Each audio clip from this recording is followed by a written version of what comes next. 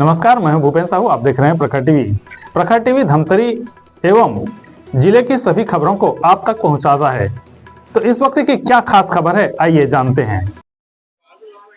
धमतरी के विंध्यवासिनी मंदिर के पास स्थित गौशाला रामलीला मैदान में 23 से 31 दिसंबर तक श्री राम कथा का आयोजन किया गया है।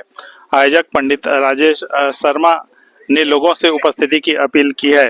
प्रथम दिवस कथा वाचक पंडित अतुल कृष्ण महाराज पहुंचे, जहां पर राधा कृष्ण भवन में भक्तों ने उनका भव्य स्वागत किया। 23 से 31 दिसंबर तक यह आयोजन किया गया है, जिसमें विशेष रूप से 30 दिसंबर मंगलवार को 8 बजे से रात 11 बजे तक राम भक्ति की काव्यमयी संध्या अंबिका अंबर के द्वारा की जाएगी। इसके अलावा 28 व 29 दिसंबर को रात 8 बजे राधा किशोरी जी की श्याम कीर्तन का भी आयोजन किया गया है। सभी भक्तों से अपील की गई है कि 23 से 31 दिसंबर तक विंध्यवासिनी मंदिर के पास स्थित रामलीला गौशाला मैदान में कथा सुनने के लिए पहुंचे। यह कथा का समय दोपहर 3 बजे से शाम 6 बजे तक रखा गया है। जय श्री राम, जय श्री राम, जय श्री राम, जय श्री राम, जय श्री राम, जय श्री राम, जय श्री राम, जय श्री राम, जय श्री राम, जय श्री राम, जय श्री राम, जय श्री राम, जय श्री राम, जय श्री राम, जय श्री राम, जय श्री राम, जय श्री राम।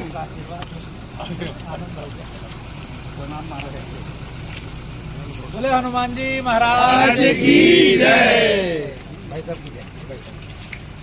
बोलो सनातन धर्म की जय। पूरी 21 तोपों की सलामी हो रही है।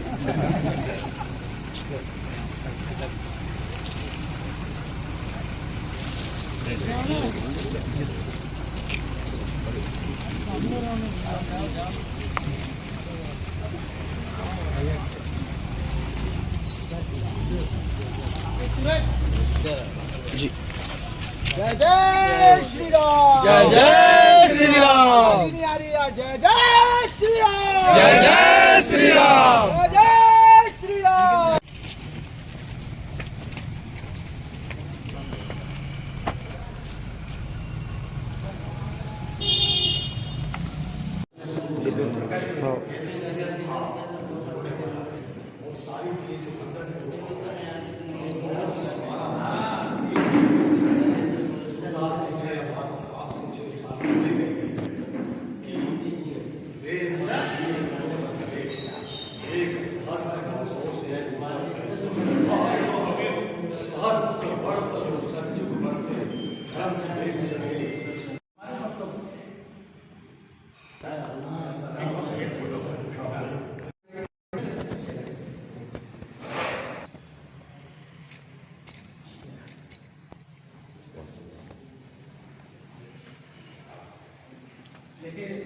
राम कथा सुनने को मिल रही है।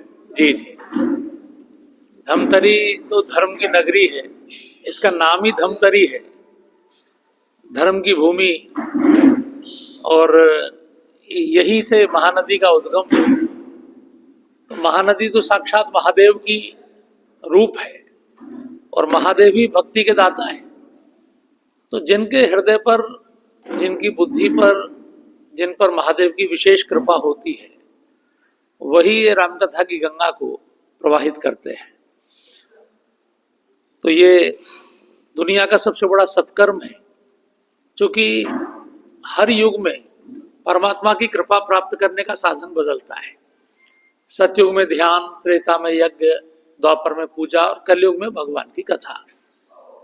तो कलयुग में कथा का ही सबसे विशेष महत्व है, क्योंकि और कोई विधि ऐसी नहीं जो आपका मन इतना भगवान में लगे। वहां आप 3 घंटे बैठते हैं तो तभी बैठ पाते हैं जब आपका मन लगता है। मन ना लगे तो फिर व्यक्ति थोड़ी देर को आएगा केवल, लेकिन हजारों हजार लोग जब बैठ के सुनते हैं।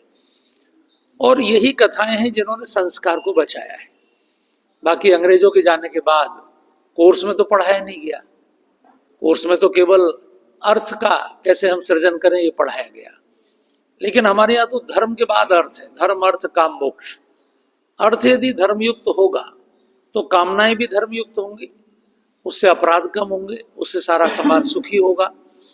अभी आपने देखा राम मंदिर बना, और ये जो कथा हो रही है विशेष रूप से ये रामलला की जो स्थापना हुई पौष शुक्ल द्वादशी, जिसको प्रतिष्ठा द्वादशी कहा गया पूरे देश में, 500 वर्ष बाद प्रतिष्ठा हुई अयोध्या में। तो रामलला के स्थापित होने का मतलब केवल एक मूर्ति या केवल एक मंदिर नहीं है। रामलला के स्थापित होने का मतलब है भाइयों का प्रेम बढ़ना। रामलला का अर्थ है माता पिता के प्रति पुत्रों के भाव, उनका सम्मान बढ़ना। एक अच्छा पति, एक अच्छा मित्र, एक अच्छा राजा, एक अच्छा योद्धा, यानी हर प्रकार से एक आदर्श जीवन। सबसे बड़ी बात है पराई नारी में माँ को देखना, पराई धन में मिट्टी को देखना। मातृवत परदारेषु परद्रव्येषु लोष्ठवत। ये जो संस्कार हैं ये पूरे विश्व में किसने सिखाए? भगवान राम ने। उन्होंने कभी कोई भाषण नहीं दिया, उन्होंने कभी कोई किताब नहीं लिखी, हम लोग उनकी कथा गाते हैं, लेकिन उन्होंने अपने जीवन से जी के दिखाया। तो इसलिए जब ये गुणगान होता है, घटना तो देखिए सबको पता है, राम जी के जीवन की घटना भाई सब बच्चे बच्चे को पता है, लेकिन जब हम उस शास्त्र को सुनते हैं तो गोस्वामी जी ने भारत के जितने भी वेद पुराण, जितने शास्त्र हैं, उपनिषद हैं, सबका निचोड़ रख दिया है। तो सारा ज्ञान आपको प्राप्त हो जाता है और व्यक्ति को लगता है कि उसके जीवन के सब कंसेप्ट क्लियर हो गए, सारे मोह नष्ट हो गए। जैसे अर्जुन ने कहा नष्टो मोहा स्मृति लब्ध्वा, हे परमात्मा मुझे मेरी स्मृति प्राप्त हो गई, अब मैं तैयार हूं। तो कथा मन को तैयार करती है, और व्यक्ति का मन जब अच्छा होता है तो संसार में फिर वो अच्छी तरह, फिर ना उसे डिप्रेशन होता है, ना उसे डायबिटीज होती है, ना उसे ब्लड प्रेशर होता है। एक अच्छा स्वस्थ जीवन के साथ वो समाज में अपनी भूमिका निभाता है। इसलिए मैं इस कथा के आयोजकों को बहुत धन्यवाद भी देता हूँ। श्री राजेश शर्मा जी मेरे पास ही बैठे हैं, पूरे सभी कार्यकर्ताओं की टीम बैठी है। और ये जो उत्सव आज से प्रारंभ होगा 23 दिसंबर से 31 दिसंबर तक, द्वादशी तक, एक अद्भुत आनंद इसमें बरसेगा, भक्ति की गंगा बहेगी। आपके चैनल के माध्यम से सभी सपरिवार सादर आमंत्रित हैं। पुण्य कमाने का ये अवसर है। आज श्रवण नक्षत्र है, इतना प्यारा आज ऐसे पवित्र समय में ये प्रारंभ हो रहा है। धमतरी की रक्षक और अधिष्ठात्री देवी बिलाई माता दाई है, वो उनका प्रांगण है, वहाँ गौशाला है, गौ माता है। और सबसे बड़ी बात, आज से त्रेता के युग में माता जानकी के चरण वहाँ पड़े, तब सांस्कृतिक राष्ट्रवाद की परंपरा वहाँ से प्रारंभ हुई है। और उस परंपरा को संरक्षित रखना, संवर्धित करना और नई पीढ़ी को ट्रांसफर करना, इसके लिए वहाँ प्रतिवर्ष हम लोग आयोजन कराते हैं। इस वर्ष वैदिक विद्वान आचार्य पंडित अतुल कृष्ण महाराज जी श्री राम कथा के माध्यम से वहाँ राष्ट्रवाद का शंखनाद करने आज से जा रहे हैं। और हम लोग को ऐसा लगता है कि अतुल कृष्ण जी नहीं आए, पूरा मथुरा और वृंदावन यहाँ धमतरी आ गया है आज। और उस परिसर से भगवान रामलला के जो 2 वर्ष मंदिर की प्रतिष्ठा और भगवान के प्राण वहाँ यजुर्वेद के मंत्रों से जो पुनः स्थापित हुए हैं, उसका 2 वर्ष पूर्ण हो रहा है। वो केवल एक मंदिर का निर्माण नहीं है, वो राष्ट्र का पुनर्निर्माण है और हमारे प्रशस्त मानद बिंदुओं का पूरे विश्व में अभिव्यक्त होने का प्रतीक है। वो किसी व्यक्ति के माथे पर अगर कलंक का टीका लगता है तो सबसे पहले वो उस टीके को मिटाता है जैसे ही वो स्वतंत्र होता है। 500 वर्ष के संघर्ष के बाद जो राजा विक्रमादित्य का बनाया मंदिर था, उसको इस्लामिक आक्रांताओं ने ध्वस्त किया था। बाबर नाम के एक मुगल शासक ने, जो खुद क्रॉस ब्रीड पैदाइश था, मंगोल की पैदाइश आदमी है, उसने बर्बरता पूर्वक हमारी आस्थाओं को, हमारे प्राण को तोड़ा था। और कितने ही लोगों ने उसके लिए बलिदान दिया, तब जाकर पुनः वो मंदिर वहाँ प्रतिष्ठित हुआ है।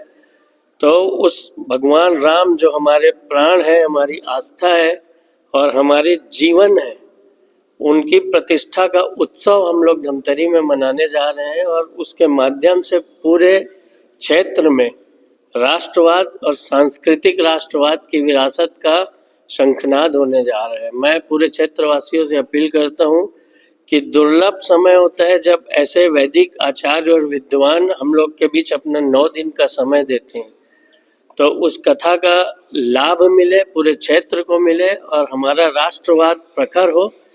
आचार्य जी एकदम सरल और सहज स्वभाव के हैं। पिछले वर्ष उनका यहाँ कार्यक्रम था, उनके दर्शन का सौभाग्य मिला था। हम लोगों ने उनसे अनुरोध किया था कि आप के श्रीमुख से राम कथा श्रवण करने की पूरे क्षेत्रवासियों को इच्छा है, आप पधारिएगा। उन्होंने हमारा आग्रह स्वीकार किया और अपना समय दिया। ये हमारे क्षेत्र के लिए बहुत ही गौरव और खुशी के क्षण है। तो ये थी अब तक की खबरें। अन्य खबरों के लिए प्रखर टीवी के संग बने रहिए। बहुत जल्द मिलते हैं।